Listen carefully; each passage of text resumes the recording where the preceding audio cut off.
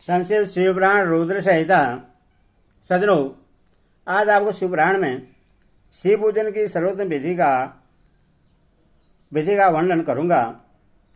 सज्जनों, आप इस शिवपुराण कथा सुनने से पहले इस चैनल को लाइक एंड सब्सक्राइब जरूर करें। भगवान शिव हमेशा तुम्हारी रक्षा करें। कथा सुनिए।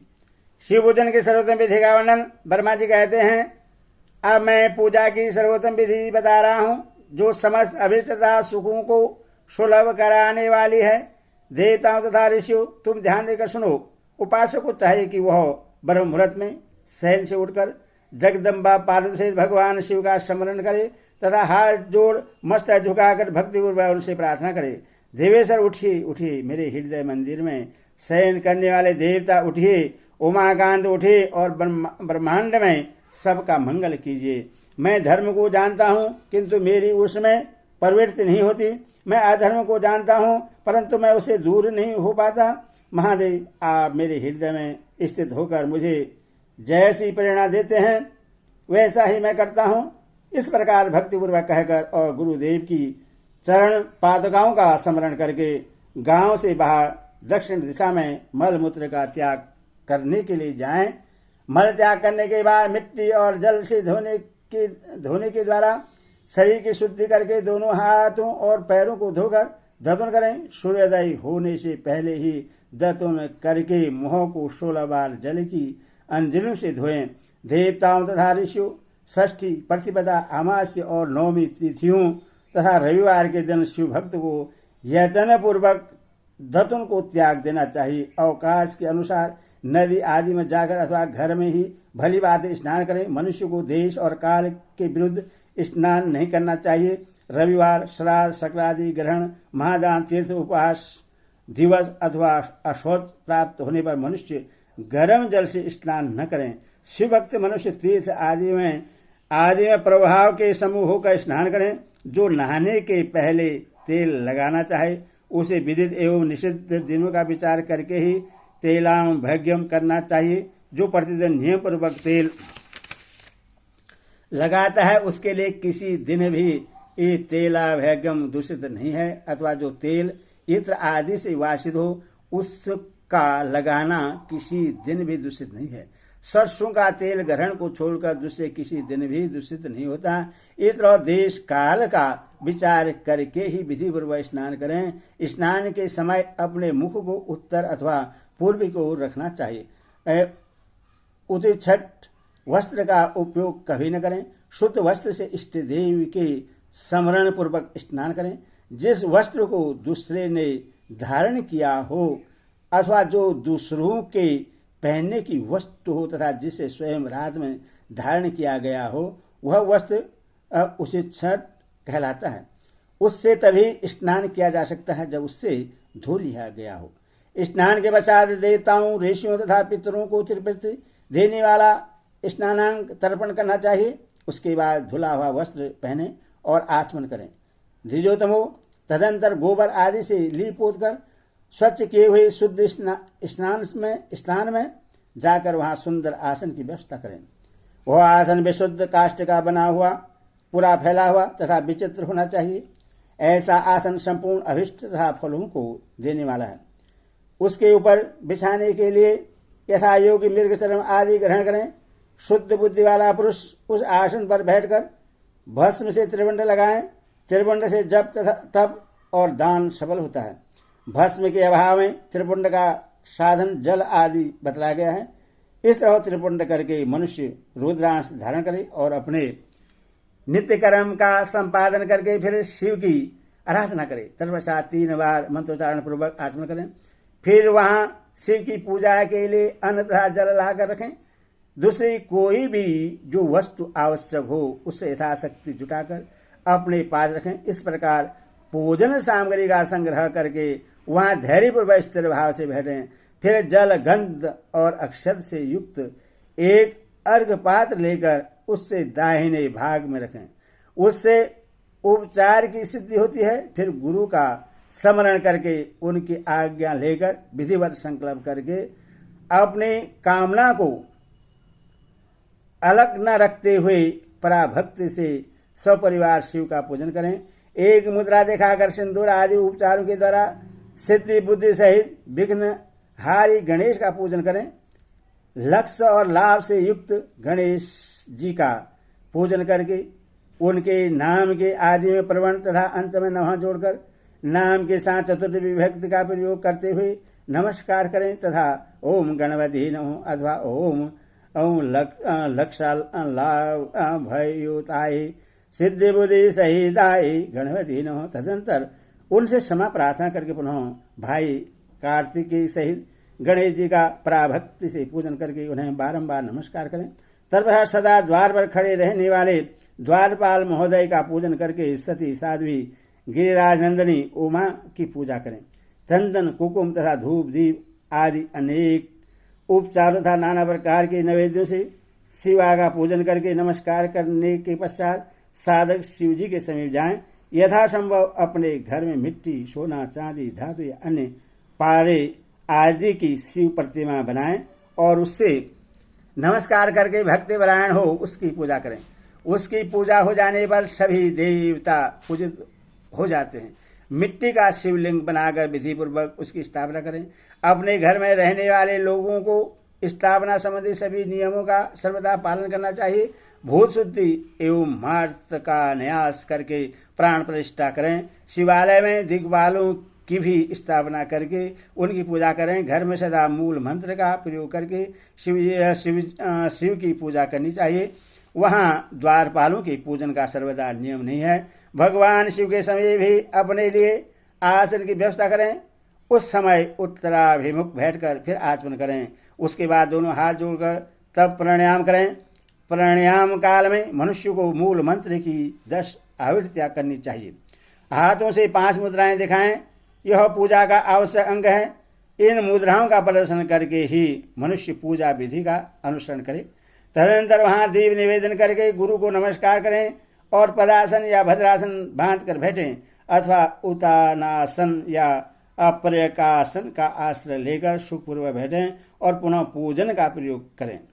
फिर अर्घ्य पात्र से उत्तम शिवलिंग का प्रक्षालन करें। मन को भगवान शिव से यंत्र न ले जाकर पूजा सामग्री को अपने पास रखकर निम्नलिखित मंत्र समूह से महादेव जी का आह्वान करें। आह्वान कैलास शिखरस्थ च पार्वती पदे मूर्तिमं यथोक्त रूपेण शंभो निर्गुणं गुणरूपेण पंचवक्तं दशभुजं त्रिनेत्रं विरेक्षं ध्वजं कपूरगौरं दिव्यांगं चंद्रमौले कर्दीनं व्याघ्र चर्मोत्रियं च गजचर्मांबरं शुभं वासुक्यादि परितांग पिनाका घायुधानिवतः सिद्धिवष्टो यशयाग्रे नृत्यनिह निरन्तम जय जयति शब्देश्य सेवितं भक्त पूजके तेजसा दुसह हेनव दुर्लभं देवी सेवितं शरणं सर्व सत्वानं प्रश्नमुखपङ्कजं विधेह शास्त्रे एतागीतं विष्णुब्रह्मानुतं सदा भक्त वत्सल मानदम शिवमावाहमह्यम।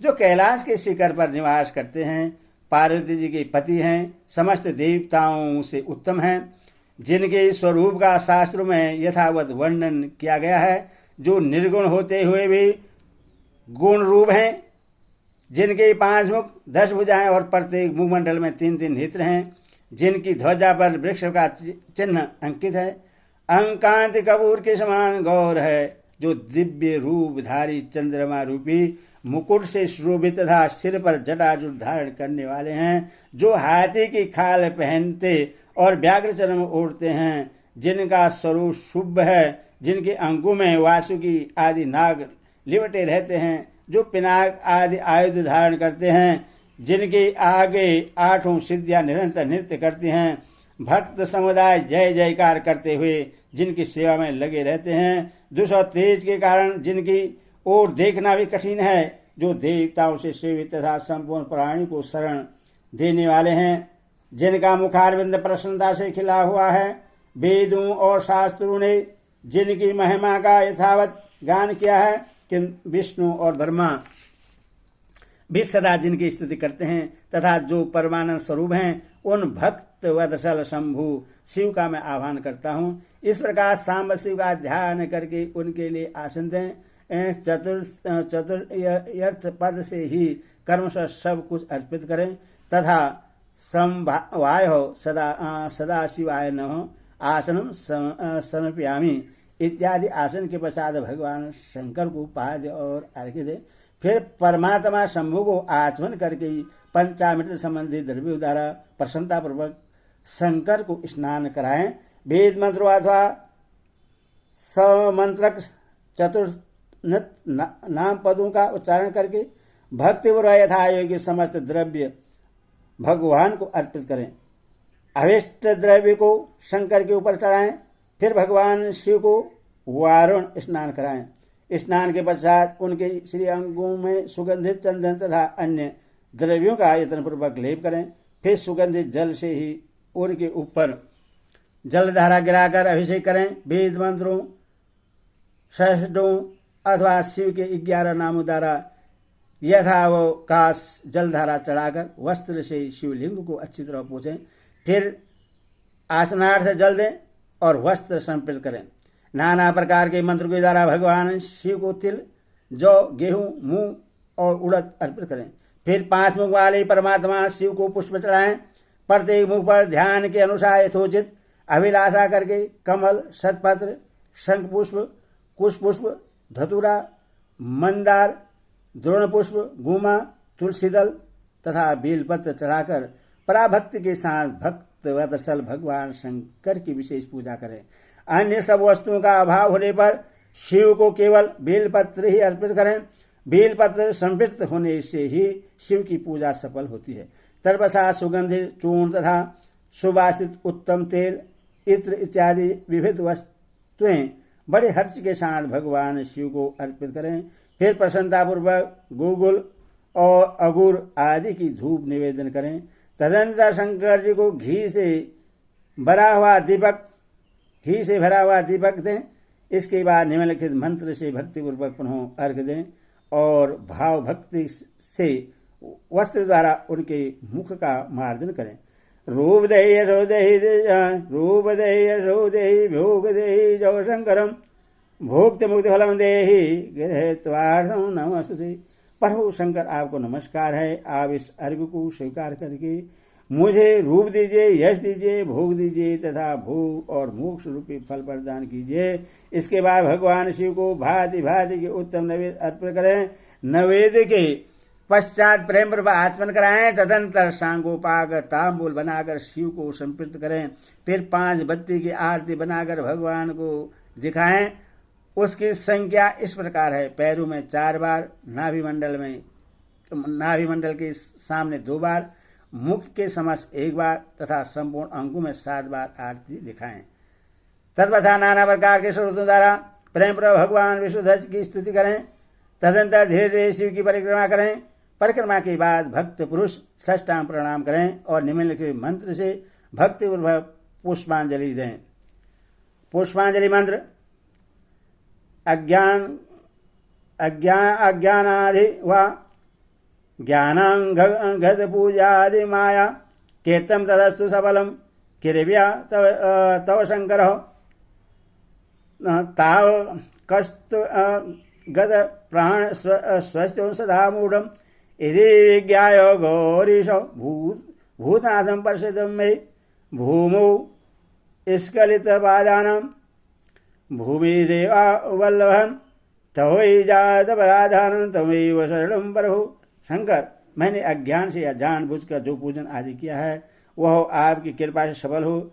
मूढ़, मैं आपका हूँ। मेरे प्राण सदा आप में लगे हुए हैं। मेरी चिंता सदा आपका ही चिंतन करता है। ऐसा जानकर ही गौरीनाथ भूतनाथ आप मुझ पर प्रसन्न हुए। प्रभु, धरती पर जिनके पैर लड़खड़ा जाते हैं उनके लिए भूमि ही सारा है, उसी प्रकार जिन्होंने आपके प्रति अपराध किए हैं उनके लिए भी आप ही शरणागत हैं। इत्यादि रूप से बहुत बहुत प्रार्थना करके उत्तम विधि से पुष्पांजलि अर्पित करने के पश्चात पुनः भगवान को नमस्कार करें। फिर निम्नलिखित मंत्र से विसर्जन करना चाहिए। विसर्जन स्वस्थानम गच्छम देवेश परिवार युक्त प्रभो पूजा काले पुनः नार्थम तव्या गत्यव्य महादरातः। देवेश्वर प्रभु आप परिवार सहित अपने स्थान को पधारें। नाथ, जब पूजा का समय हो तब पुनः आप यहाँ सादर प्रत्यार्पण करें। इस प्रकार भक्त वत्सल शंकर की बारंबार प्रार्थना करके उनका विसर्जन करें और उस जल को अपने हृदय में लगाएं तथा मस्तक पर चढ़ाएं। ऋषियों, इस तरह मैंने शिव पूजन की सारी विधि बता दी जो भोग और मोक्ष देने वाली है। अब और क्या सुनना चाहते? ओम नमः शिवाय। ओम